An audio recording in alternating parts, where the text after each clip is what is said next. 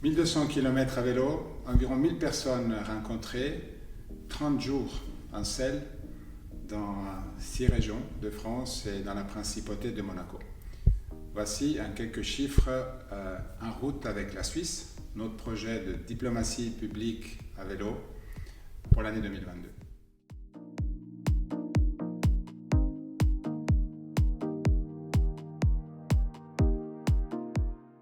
C'était un voyage très agréable, parfois très touchant, parfois enthousiasmant. Et nous avons le plaisir, par les images qui suivent, de vous montrer ce que nous avons fait cette année 2022. J'espère que vous allez l'apprécier, comme moi j'ai pu l'apprécier sur la selle de mon vélo. Et pour l'année 2023, parce qu'il y aura une saison 2 d'En route avec la Suisse, puis j'ai hâte de remonter sur mon vélo. Bonne vision de ce film, à bientôt, au revoir sur les routes de France pour la saison 23 d'En route avec la Suisse. Arrivederci.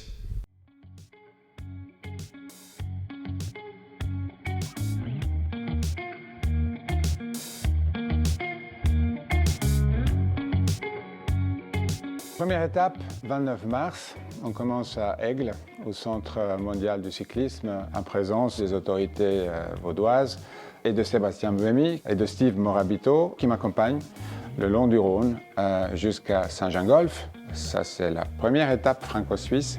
On choisit exprès Saint-Gingolph parce que c'est symbolique. Saint-Gingolph Suisse, Saint-Gingolph France, la douane au milieu, les deux mers qui font un bout de parcours avec nous à vélo. Steve est toujours avec et Pascal Borneau, notre consul général, qui se joint au groupe. On arrive à Évian-les-Bains, accueilli par la maire d'Évian, discussion sur les dossiers régionaux qui nous occupent. Et puis on poursuit vers Thonon-les-Bains, où la députée Marion Laine pédale avec nous jusqu'à la gare, où on monte dans le Léman Express, le réseau transfrontalier régional plus grand d'Europe.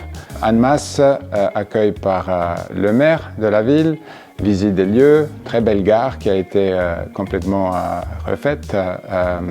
Et on se déplace à Château-Rouge, qui est un centre de culture, de théâtre, de musique, très impressionnant. On se ravitaille, parce qu'il faut aussi le faire, et puis on prend la voie verte à vélo vers Genève. Avec le président du Conseil d'État genevois, Serge Dalbosco, qui fait un bout de vélo avec moi. Et puis on monte vers la place des Nations pour un moment multilatéral avec la directrice presse et communication du Palais des Nations, avec l'ambassadeur de France auprès des Nations Unies et les autorités de la ville et du canton. Petit moment convivial et puis on reprend la route pour aller rendre hommage, saluer l'action du CICR, le Comité international de la Croix-Rouge. Et de là, on va au CERN, autre bel exemple de coopération binationale d'une part. Le site du CERN est sur la frontière franco-suisse, mais aussi de coopération internationale. Et on termine la journée au chalet suisse, le pays Gex,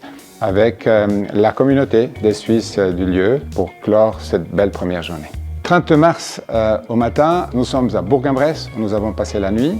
Première rencontre avec le maire de la ville. Il nous accompagne à l'université, le campus de Bourg-en-Bresse de l'université Lyon 3, où j'ai le plaisir, pendant une bonne heure, de m'entretenir avec des étudiants autour de la relation franco-suisse, des questions européennes, mais surtout, et c'est ce qui les intéresse tout particulièrement en ce moment, de la neutralité de la Suisse. On reprend le vélo, après ça, direction Chalamont. Chalamont, c'est le centre d'importation et distribution d'un grand distributeur suisse de fromage suisse. Petit moment convivial et dégustation de toutes sortes de bons fromages.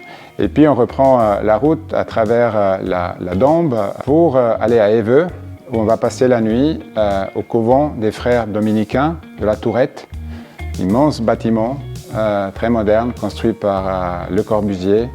Très tôt, on va se coucher pour clore cette deuxième journée du 30 mars.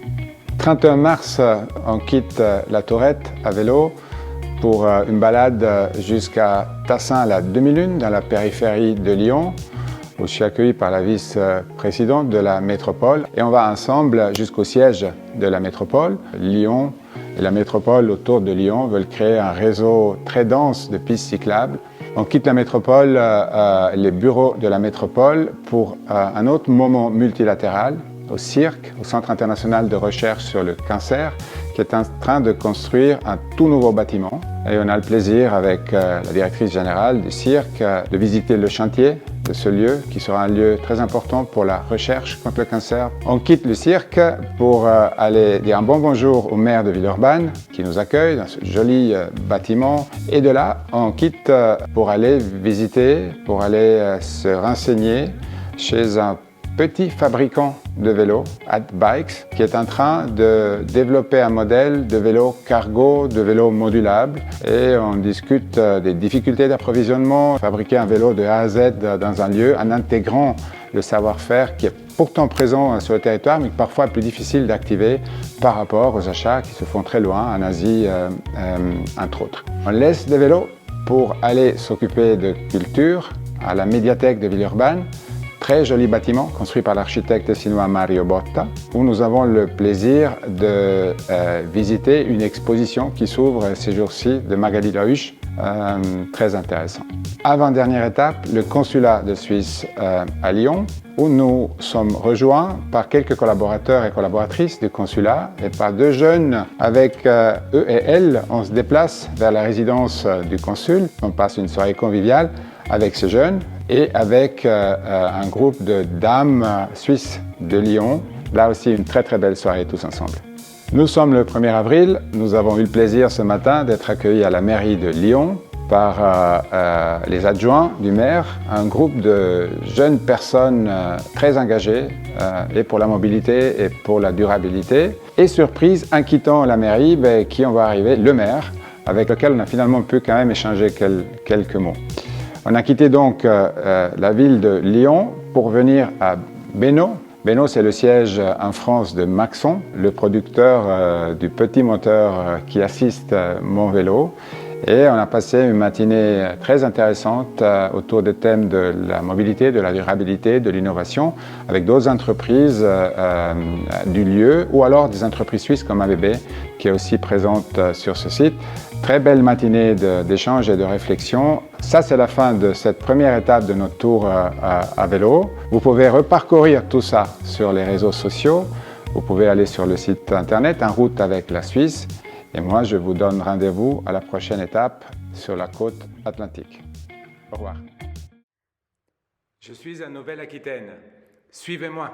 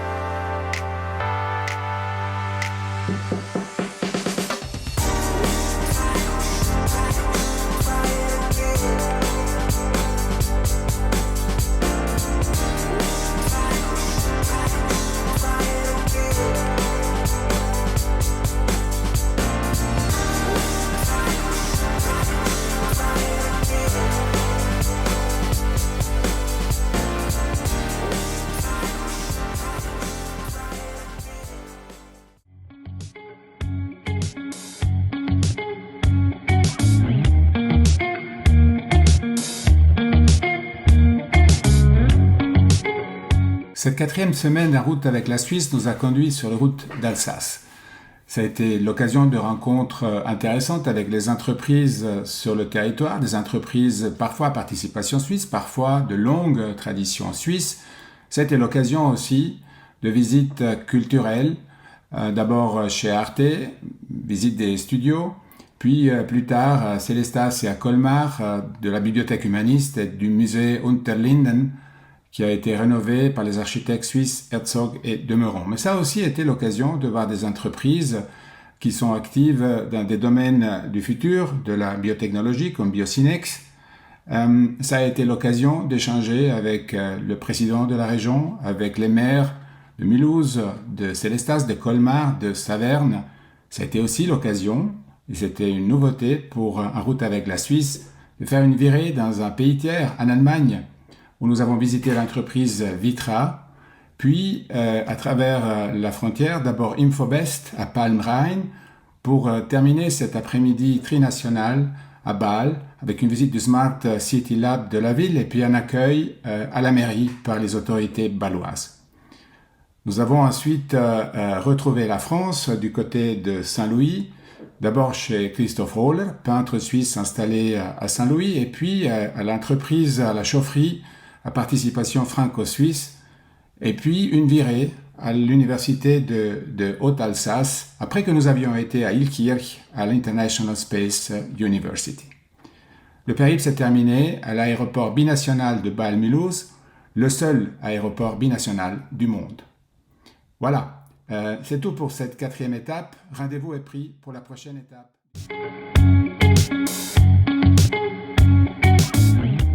Notre 5e étape de ce tour à vélo à travers la France nous a conduits sur les terres de Bretagne, entre Lorient et La Rochelle. D'abord à Lorient avec une rencontre très intéressante et très agréable avec Alain Roura qui prépare le départ de la route du Rhum ce 6 novembre, puis au CROSS, au Centre de recherche et sauvetage en mer d'Etel.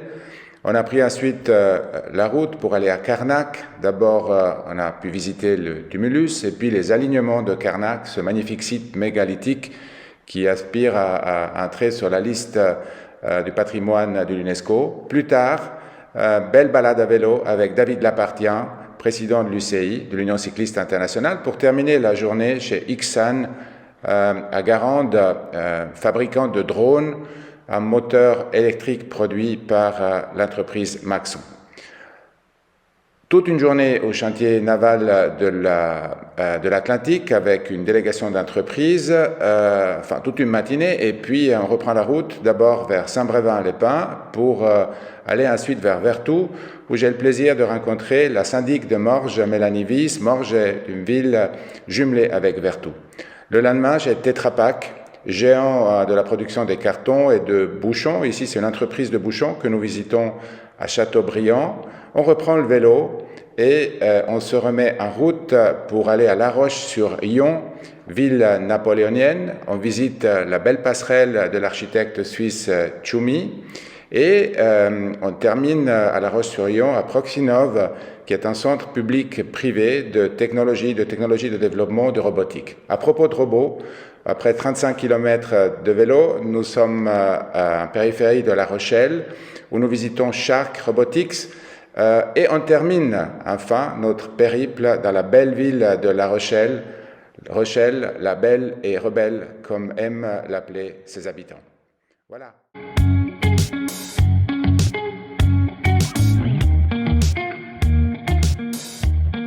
La 6e étape d'En route avec la Suisse nous a conduits dans le sud de la France pour un parcours stimulant en France et en Principauté de Monaco le long de la Méditerranée. Lundi, à Marseille, étape au Senteur d'Antan à la Savonnerie du Midi, puis cap sur le musée des civilisations de l'Europe et de la Méditerranée.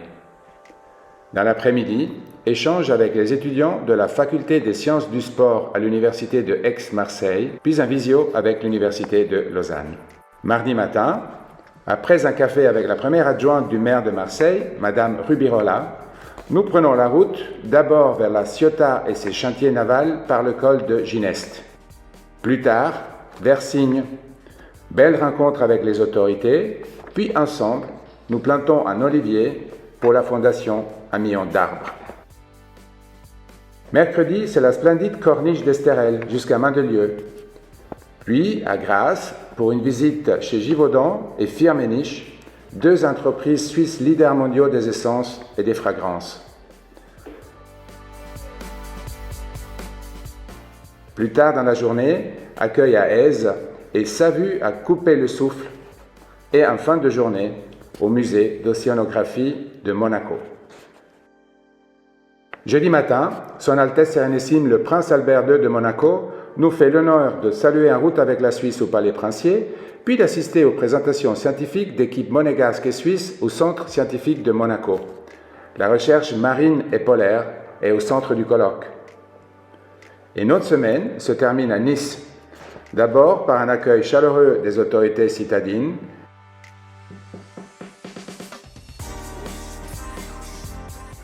puis par des derniers coups de pédale dans les collines de l'arrière-pays niçois. Le temps maintenant de recharger les batteries. En route avec la Suisse revient au printemps. Nous nous réjouissons de nouvelles rencontres. Au revoir.